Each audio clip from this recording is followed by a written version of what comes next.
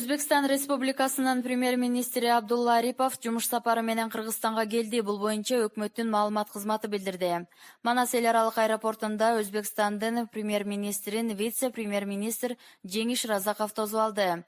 Жумуш сапардын алкагында Абдулла Арипов Кыргыз Республикасынын премьер-министри Мухаммедкалый Абылгазиев менен жолугушат. Мындан тышкары аны президент Сооронбай Жээнбеков дагы кабыл алмакчы.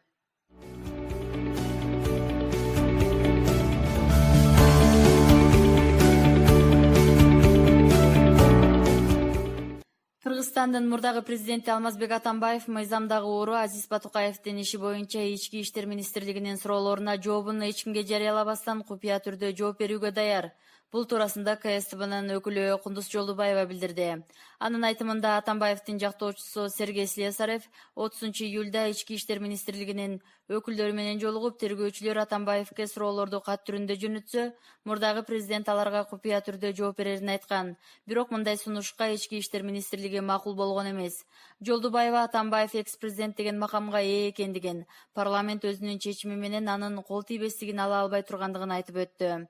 Эскерте кетсек, башкы прокуратура мыйзамдагы оору Батукаевдин абактан мыйзамсыз чыгарылышы боюнча мурунку президент Алмазбек Атамбаевке ага бир нече айыптарды тагып, анын негизинде Жогорку кеңеш 27-июнда Атамбаевди экс-президент макамынан ажыраткан. Тергөө өкүлдөрү Атамбаевке Батукаевдин иши боюнча күбө катары сурак берүүгө 3 жолу чакырганы менен мурдагы президент суракка келбей тургандыгын айтып келет.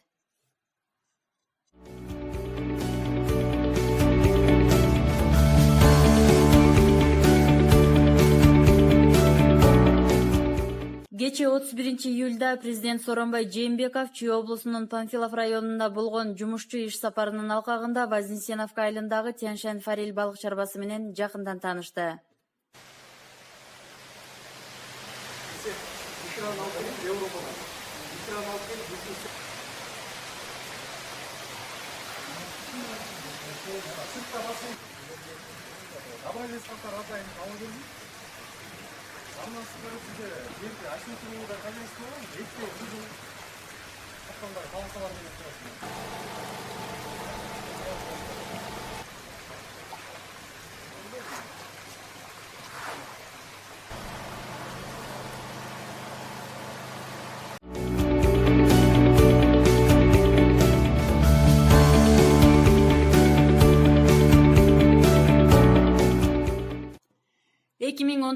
Жылдын 30-июлунда ыкчам тергөө иш-чараларынын жүрүшүндө 2000 АКШ долларын алып жаткан учурда айлана чөйрөнү коргоо жана Токой Чарбасы мамлекеттик агенттигинин директору жана анын жардамчысы кармалды. Бул тууралуу УКМКдан кабарлашты. Маалыматка ылайык, кармалгандар чет элдик жарандан Ысык көл Токой Чарбасында Ананьева айылындагы жер фондунан 5 гектар жер участогун берүүдө оң чечим чыгарып берүү үчүн пара талап кылган. Кармалган адамдарды тинтүүдө ар биринде пара катары алынган 1000 АКШ доллар өлчөмүндөгү акча табылган. Сотко чейинки өндүрүштүү материалдары кылмыштардын жана жоруктардын бирдиктүү реестрине Кыргыз Республикасынын кылмыш жаза кодексинин 325-беренеси боюнча катталды. Кармалгандар УКМКнын убактылуу кармоочу жайына киргизилди. Тергөө жүрүп жатат.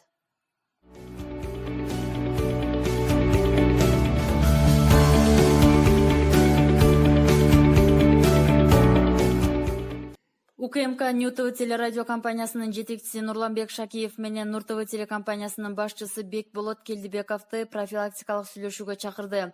Бул тууралуу аталган мекеменин басма сөз кызматы билдирди. Шакиевке жана Келдибековго чагымчыл видео материалдарды жайылтууга жана коомдо тирешүүгө алып келе турган иш-аракеттерге тыюу салуу боюнча расмий эскертүү жарыяланды. Аталган жетекчилер бул нерсеге түшүнүү менен карап, мындан ары мындай иш-аракеттердин кайталанбастыгына милдеттенип алышты. Белгилей кетсек, 30-июлда аталган телеканалдар Курманбек Бакиевдин 70 жаш мааракесине карата аны жактаган даректүү тасма көрсөттү. УКМК белгилегендей, башкы прокуратура тарабынан мурун козголгон кылмыш иштери боюнча Курманбек Бакиев жана анын туугандары көптөгөн оор жана өзгөчө оор кылмыштарды жасагандыгы, ошондой эле 2010-жылдын 7-апрель окуясы, адам өлтүрүү, коррупция жана рейдерлик басып алуулары үчүн соттолгон. Эки телеканал бул даректүү тасманы көрсөткөн соң коомчулукта кызуу талкуу жүрүүдө.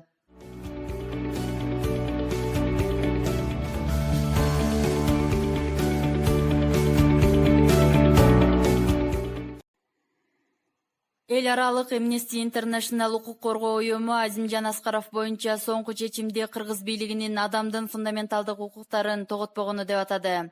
Биз Кыргызстанда кайрадан адилетсиздиктин жеңишин көрүп жатабыз. Бийликтин Азимжан Аскаровго карата ички жана эл аралык укук боюнча милдеттенмелерин аткаруусуна эмне тоскоол болду? Мунун бир гана жообу бар. Бул адам укугун таптакыр тоготпогондук деп билдирди уюмдун Борбор Азия боюнча эксперти Денис Кривошеев. Ага чейин бир катар эл аралык укук коргоо уюмдары Аскаровдун ден соолугу начарлап кеткенин, аны бошотуп дарылоого жөнөтүү керектигин айтып чыгышкан. Жалал-Абаддык укук коргоочу Азимжан Аскаров Базаркоргондо 2010-жылдагы кандуу калабаны уюштурган деген айып менен соттолуп, өмүрүнүн аягына чейин эркинен ажыратылган. Ал азыр Чүйдүн Жаңы Жер айылындагы номер 19-абакта кармалууда. 30-июлда Чүй облустук сотунун коллегиясы Аскаровду абактан бошотуу тууралуу өтүнүштү канааттандыруудан баш тартты. Соттук процесске Британия, Германия, Швейцариянын элчиликтеринин жана Human Rights Watch эл аралык уюмунун Бириккен Улуттар уюмунун адам укуктары боюнча комитетинин өкүлдөрү көз салды. Мамлекеттик айыптоо өмүрүнүн аягына чейин кесилген адамдын иши кайра каралууга жатпай турганын билдирген.